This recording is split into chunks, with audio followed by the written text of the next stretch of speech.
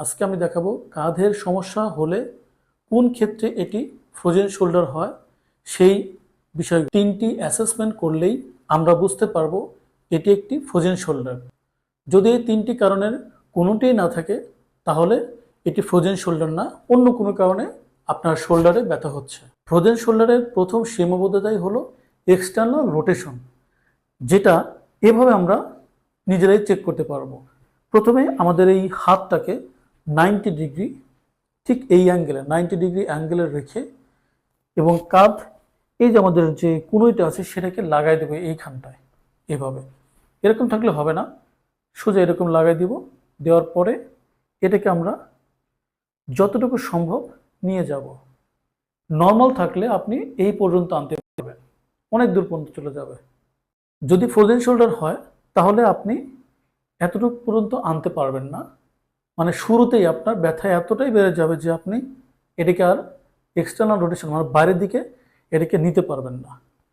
যদি এইরকম সীমাবদ্ধতা থাকে বা রেস্ট্রিকশন থাকে, এটি হলো ফ্রোজেন শোল্ডারের প্রথম টেস্টটা, যেটা আপনি নিজেই করতে পারবেন। 2 নম্বর যে টেস্টটি আপনি নিজেই করবেন সেটি হলো আপনার হাত এই যে মাথার উপর দিয়ে ঠিক এইভাবে পিছন দিকে নিয়ে আসবেন বা চুলকাতে পারবেন। যদি এভাবে করতে পারেন তাহলে আপনার ফ্রোজেন শোল্ডার হয়নি। পেইন থাকলে এটি হতে পারে অন্য কোনো কারণে, মাস্কুলার পেইন হতে পারে বা অন্য কোনো কারণে পেইন হতে পারে।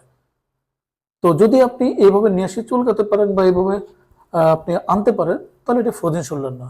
আর যদি আপনি এই পর্যন্ত আনতে পারেন বা এতটুকু আনতে পারেন, অথবা অনেক সময় দেখা যাচ্ছে যে এরকম বাঁকা হয়ে যায়, এরকম হলে এটি আপনার ফ্রোজেন শোল্ডারের একটি লক্ষণ। মানে এই টেস্টটাও কিন্তু ফ্রোজেন শোল্ডারকে বের করতে সাহায্য করে। আরও একটি ওয়েতে আপনি এটি করতে পারেন, সেটি হলো আমাদের হাতটাকে ঠিক এরকম পিছন দিকে নিয়ে উপর দিকে উঠাতে থাকবেন। এটি হলো আরও একটি টেস্ট। যদি আপনার নর্মাল থাকে, পেইন হয় কিন্তু নর্মাল এই পর্যন্ত উঠাতে পারেন বা সর্বোচ্চ লেভেল উঠাতে পারতেছেন, তাহলে এটি ফ্রোজেন শোল্ডার না।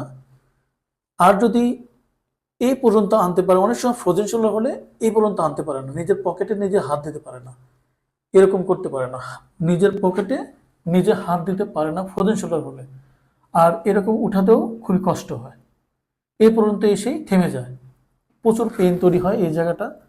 যদি এরকম হয় বা এতটুকু বেন্ড হয় তাহলে এটি ফ্রোজেন শোল্ডারের একটি টেস্ট। আর যদি এরকম হয় তাহলে এটি ফ্রোজেন শোল্ডার। 3 নম্বর টেস্টটা হলো আপনি ঠিক এই পজিশন দাঁড়িয়ে হাতটাকে সোজা এই দিকে উঠাতে থাকবেন। যদি আপনার ফ্রোজেন শোল্ডার না হয় তাহলে আপনি সোজা হাতটাকে মাথা একদম ঠিক উপর দিকে উঠাতে পারবেন সোজা এরকমভাবে।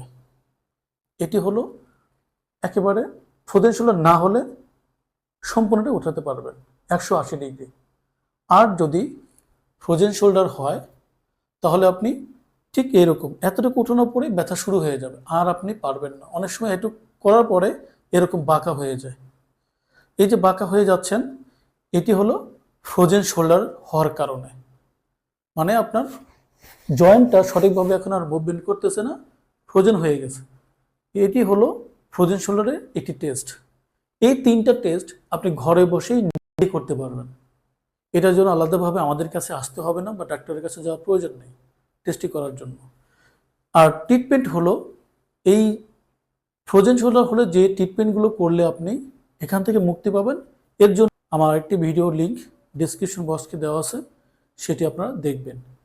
ওইখানে আমি ফ্রোজেন শোল্ডারের হওয়ার পরে যে সকল এক্সারসাইজ করলে আপনি দ্রুত সুস্থ হয়ে যাবেন সেই এক্সারসাইজগুলো দেওয়া আছে। ভিডিওটি দেখার জন্য সকলকে ধন্যবাদ।